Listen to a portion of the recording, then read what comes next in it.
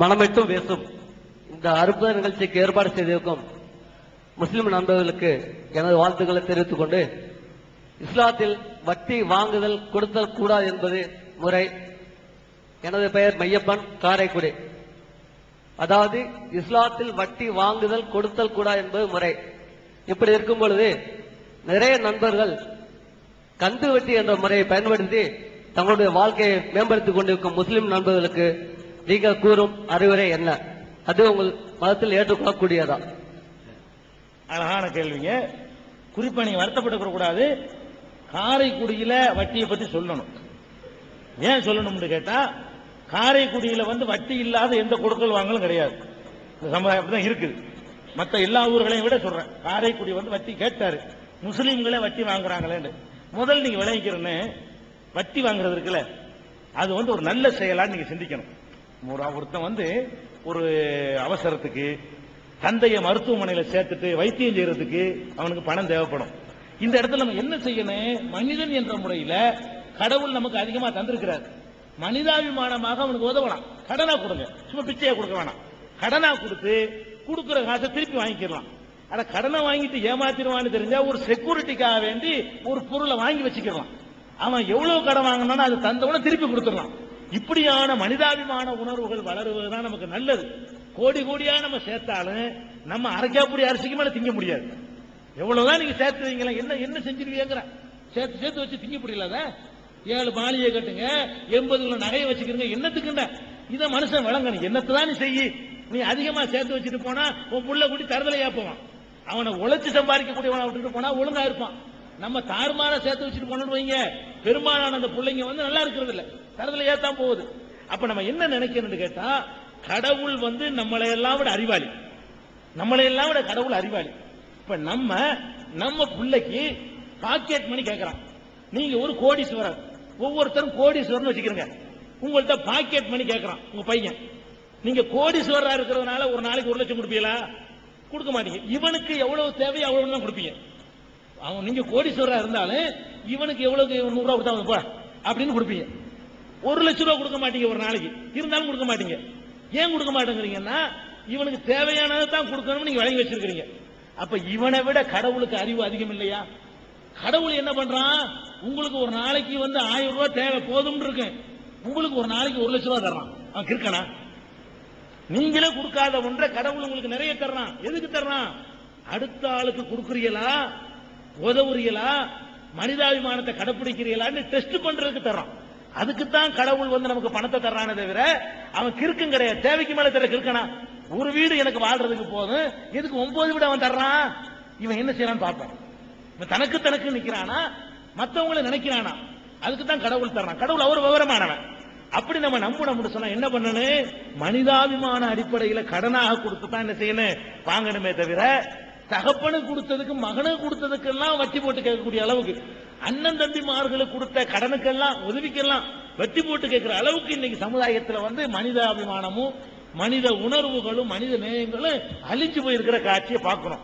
இஸ்லாத்தை பொறுத்த வரைக்கும் வட்டிங்கிறது பயங்கரமான ஒரு குற்றம், லேசு மாசான குற்றம் இல்ல.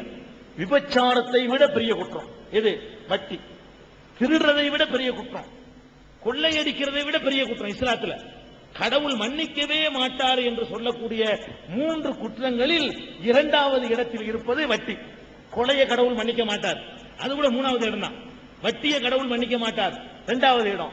கடவுள் இணை கற்பிப்பதை, நிறைய கடவுள் என்று சொன்னால் கடவுள் மன்னிக்க மாட்டார், இஸ்லாம் சொல்லுது. அதுல அந்த வட்டிங்கிறது அவ்வளவு பெரிய பாவம், கடவுளுக்கு எதிரான ஒரு போர் பிரகடனம். இது நீங்க விளங்கிக்கணும். இந்த வட்டியினால சமூகத்துக்கு ஏற்படுற கேட்டை நீங்க சிந்திச்சு பார்க்கணும். நீங்க விலைவாசி கூடுதுங்கிறீங்களே, அதுக்கெல்லாம் என்ன காரணம்? விலைவாசி அதிகமா இருக்குங்கிறது என்ன காரணம்? வட்டி தான் காரணம். வட்டியை அடிப்படையாக கொண்ட பொருளாதாரத்தினாலதான் விலைவாசி எல்லாம் தாறுமாற ஏறிக்கிட்டு இருக்கு. இந்த கைக்குட்டை இருக்குது, நான் என்னுடைய சொந்த பணத்தை போட்டு இந்த கைக்குட்டையை தயாரிக்கிறேன். இது எனக்கு 5 ரூபாய் அடக்கமாகும், நான் 6 ரூபாய்க்கு விற்குவேன். நான் வட்டிக்கு வாங்கி அந்த தொழிலை செஞ்சேன்னு வைங்க, 5 ரூபாய் அடக்கமாகவும் வட்டி ஒரு 2 ரூபாய் 7 ரூபாயாவும் நான் 8 ரூபாய்க்கு தான் விற்க முடியும். வட்டி கொடுக்கணுமே என்பது கையில இருந்து போட்டா வட்டியை கொடுப்பான், அந்த பொருளுடைய தயாரிப்பு செலவுல தான் வட்டியும் சேர்ப்பான். ஒருத்தன் வட்டிக்கு வாங்கி ஒரு பொருளை உற்பத்தி பண்ணனா அவன் வீட்டுல உள்ள வித்து கொண்டாந்து போட மாட்டான், அப்ப வட்டி வாங்கினதை சேர்த்து அந்த பொருளுடைய அடக்க விலையில வைப்பான். இன்னைக்கு எல்லா பொருளும் தாறுமாறா போறது காரணம் எல்லா ஃபேக்டரிகளும் எல்லா தொழிற்சாலைகளும் வட்டி அடிப்படையாக கொண்டு இயங்கும் பொழுது வட்டி கொடுக்கணுமேங்கிறதுக்காக வேண்டி வாங்கி ஏன் தலையில வைக்கிறான். அவன் வட்டி வாங்கின பாவத்தை நான் சுமக்க வேண்டி இருக்குது. ஒரு பிளேடு வாங்கினாலும் நான் வட்டி கொடுத்துட்டு இருக்கிறேன், ஏன் தலையில சுமத்துறான். 50 காசுக்கு விற்க வேண்டிய பிளேட 2 வாங்குறான். என்னத்தினால? அவன் வாங்கின வட்டி. வட்டிக்கு வாங்கிற கம்பெனி ஆரம்பிச்சிருக்கிறான். அப்ப 50 காசு அடக்கம், வட்டி 50 காசு 1 ரூபா, லாபம் 1 ரூபான்னு 2 ரூபாய் வைக்கிறான்.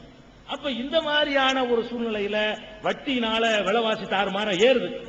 இன்றைக்கு நம்ம எடுத்துக்கிறோம், இந்தியாவுடைய பொருளாதாரத்தை எடுத்துக்கிறங்க.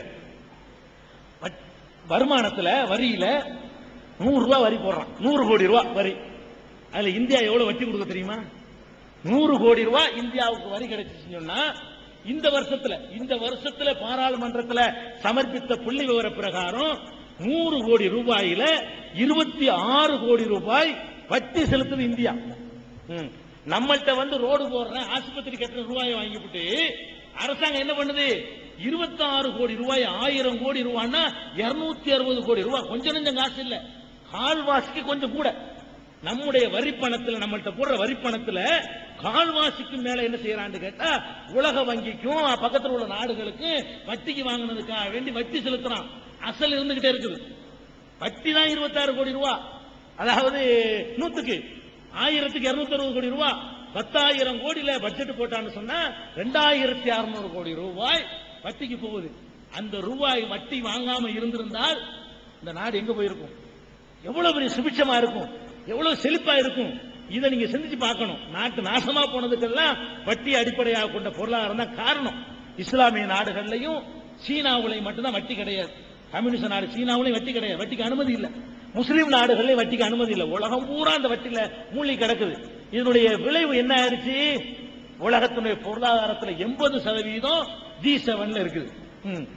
உலக பொருளாதாரத்தில் 80% செல்வம் எல்லாம் G7 சொல்லக்கூடிய 7 நாடு, பணக்கார நாடுகள் சொல்றாங்கல்ல 7 நாடு. 7 நாட்டுல 80%, மீதி உள்ள நாடுகள்ல எல்லாம் 20%. உலக பணத்துல பொருளாதாரத்துல 80% ஒரு இடத்துல குவியுது. எப்படி குவியுது?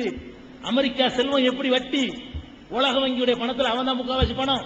அப்ப இந்த மாதிரி வட்டிக்கு வாங்கி வாங்கி வாங்கி நம்மளை சுரண்டி நம்மளை எல்லாம் 20% தள்ளிவிட்டான். 7 நாடு மட்டும் 80% செல்வத்தை வச்சுக்கிறான். அதுக்கு தான் கரண்ட பாலை கொண்டு கடல்ல கொட்டினான், கோதுமை அதிகமா உற்பத்தியான கொண்டு கடலை நாசமாக்குறான். அவ்வளவு திமிர் பிடிச்சி அலையக்கூடிய காட்சிகளை பார்த்துக்கிட்டு இருக்கிறோம். அதனால வட்டிங்கிறத கடுமையா தவிர்க்கணும், மனிதாபிமான அடிப்படையில் உதவி செய்யணும். அவர் கேட்டதுக்கு வர்ற முஸ்லிமே வாங்குறானே, அதான் கேள்வி. மற்றவங்க வாங்காது உங்களுக்குள்ள நீங்க விளங்கி இது பாவம் நினைச்சா தவிர்த்துக் கொள்ளுங்கள், கடவுள் மன்னிக்கவே மாட்டார். ஆனா முஸ்லீம் வாங்குறான் என்பதுதான் உங்களுடைய குற்றச்சாட்டு. இவ்வளவு பெரிய பாவத்தை முஸ்லீம் செய்யலாமா? எதை கடவுள் மன்னிக்க மாட்டார் என்று சொல்றோமோ அதை செய்யாதீங்க. நபிகள் நாயகம் காலத்துலங்க கடன் கொடுக்கறாங்க இல்லையா, அந்த கடனுக்கு எப்படி பண்ணாங்க தெரியுமா? நீங்கள் கடன் கொடுத்து விட்டீர்களே ஆனால் வாங்கணும்னு நினைக்காதீங்க. கடனுக்கு சொல்றாங்க, கடன் கொடுத்தால் அவருக்கு அவகாசம் கொடுங்கள். 3 மாசத்துல தர்றேன்னு சொல்லுவான், தர முடியாது. மனுஷன் கடவுள் இல்லவன், தர நினைச்சுதான் வாங்கியிருப்பான், தர முடியாம போயிடும். ஒரு 6 மாசம் டைம் கொடுங்க, அவருக்கு அவகாசம் கொடுங்கள். அதே மாதிரி உங்களுக்கு தள்ளுபடி செய்ய முடியுமே ஆனால் பாதி கொடுறான். 1000 ரூபாய் வாங்கினீங்க, 500 ரூபாய் கொடு. அப்படி போக வேணுமா? அப்படி நீங்கள் நடந்து கொண்டீர்களே ஆனால் மறுமையில இறைவன் தீர்ப்பளிக்கும் பொழுது அவன் உங்களுக்கு அவகாசம் தருவான், அவன் உங்களுடைய பாவங்களை தள்ளுபடி செய்வான். அப்படின்னு ஆர்வம் ஊட்டக்கூடிய மார்க்கம் இஸ்லாமிய மார்க்கம். அதனால கடன் கொடுத்தால் அதை அப்படி வாங்க பாருங்க, இல்லைன்னா குறைச்சு வாங்க பாருங்க. கூட வாங்க பார்க்காதீங்க, அதிகமாக பார்க்காதீங்க. மனிதாபிமானத்தை கொஞ்சம் கடைப்பிடிங்க. அவன் ஒரு மனுஷன், நம்மள மாதிரி ஒரு மனுஷன். நாளைக்கு நம்ம ஒரு வறுமையான நிலையில் இருப்போம், அவன் நாளைக்கு தரக்கூடியவனா இருக்கணும். அதனால வட்டியிலும் தவிர்த்துக் கொள்ளுங்கள் இஸ்லாம் சொல்லுது. முஸ்லீம்கள்ட்ட இப்படி கேள்வி கேட்கிற அளவுக்கு வெக்கமா இருக்குது. நீங்க கேட்கும் பொழுது விக்கிதான் தலை குனிய வேண்டியிருக்கு. முஸ்லீமா இருந்துட்டு வாங்குறானே, மனிதாபிமானமா உதவி செஞ்சு பழகுனான்னு சொன்னா வட்டிக்கு இடம் இருக்குமா?